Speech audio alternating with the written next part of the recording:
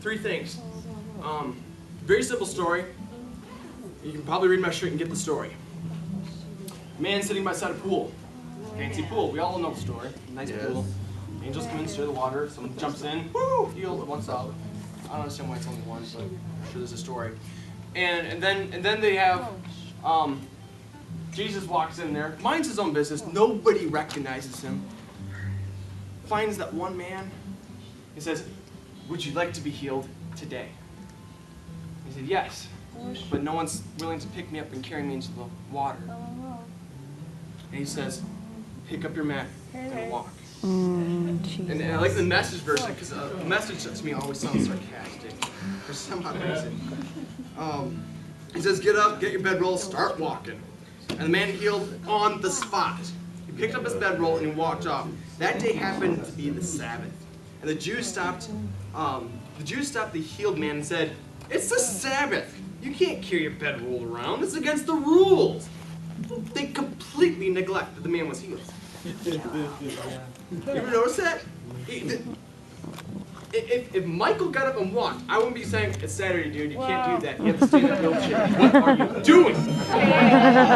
Oh, yeah. It doesn't make any sense. Why would we go jump to the conclusions? And what God was showing me is three things here. One, Jesus walked in unnoticed. Yeah. He was a king's son. He was the son of God. He walks in, nobody notices, undercover. Yeah. That is what we're called to be, undercover. Jesus laid down. When Jesus came in the New Testament, and we all know this, I'm not going to be preaching too much about that. When he came in the New Testament, it was the foundation of what we were to become. He shows us direction. He shows us simple things, details here and there. You read through scriptures, New Testament, chapter. You get details of what he did in his life. He was a funky, crazy dude. Now, to us, who doesn't seem that bad, but to that day and age, oh my gosh, crazy. Worse than my hair. And he comes in undercover. Nobody notices. God is calling some of us to go undercover, to go into any situation of crisis. Okay? Jesus said this, "I only do what I see the Father doing." Yeah. I look at Michael, and every day I'm going, I heal the lady across the street, but I can't go up to him and say, "Michael, come on, rise up and walk," because I haven't seen it done. I haven't seen Jesus do it. I haven't. I don't have that vision. I'm waiting for the man that does, or the woman that does. I can walk up to both Michelle and Michael and say, "Rise up and walk," and pull them out. I can't wait for that. I'm interceding for that person to come soon. I'm coming, I'm praying, I'm interceding, I'm tearing at night. God, let them come. It's hard to see you guys week to week, you guys in those chairs. And it sucks moving you around the buildings when there's only stairs. It's true. A lot of work. But Jesus, when there's a room full of people that are sick, he goes to the one. Because that's what he saw the Father doing.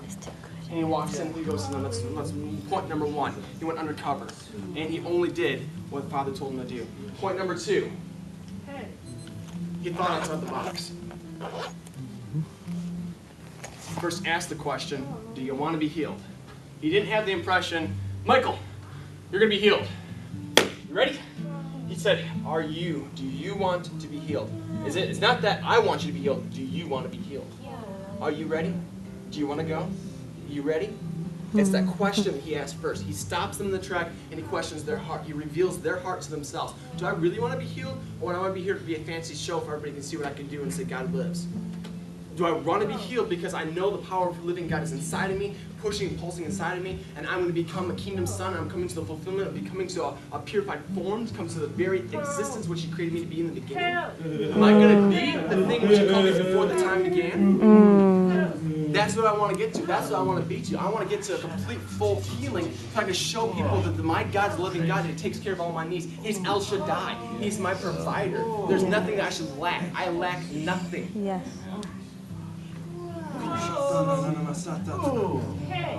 He asked the question to reveal the heart. He asked them, are they ready? Do they want it? How many people have you prayed for that don't want the healing? Yeah. There's a few out there. Yeah. Hey, you want to heal? Okay, I see you have this. And they're like, go away, dude. I get pension. You know? Yep. I don't want that. I'm better off on my own sick. Questions the heart. Questions them. Point number 3, he gets into.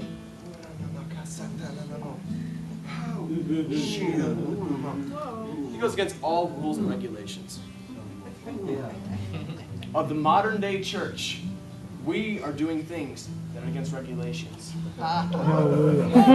We're doing things like laughing in church, shaking and baking,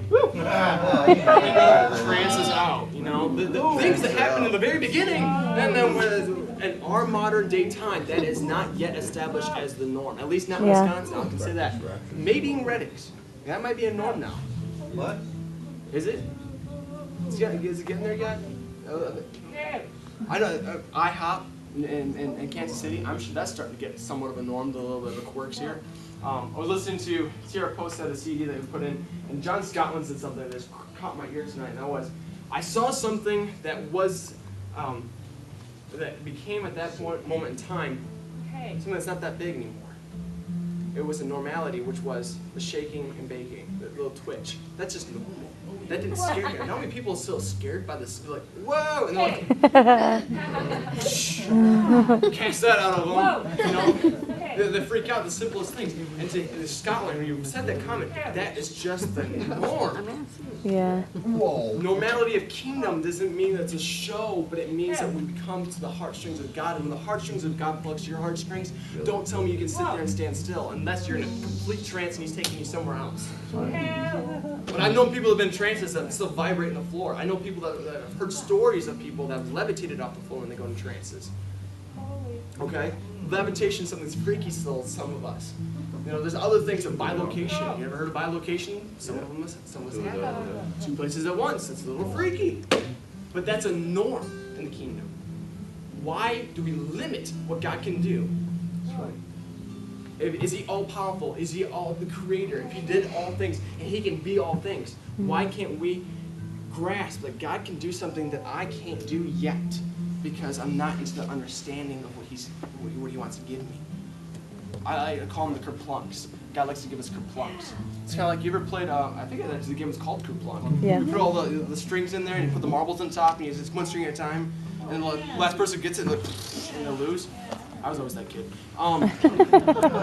Siblings hated me. So it's a kerplunk because God likes to give it one at a time. You pull up the string, and all of a sudden it's like it goes from here to here. It's not a here. It's not there to here.